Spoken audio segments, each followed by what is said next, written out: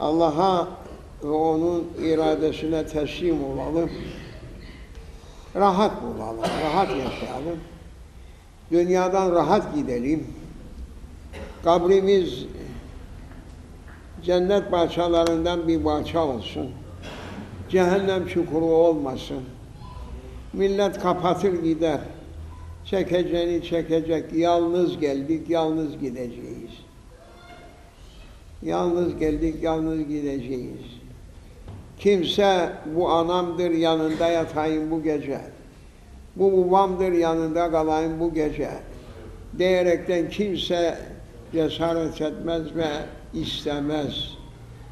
Öldü mü soğudu, bitti, bizden ayrıldı, gitti demektir. Ey müminler! Allah yoluna dönelim. Selametimiz ondadır.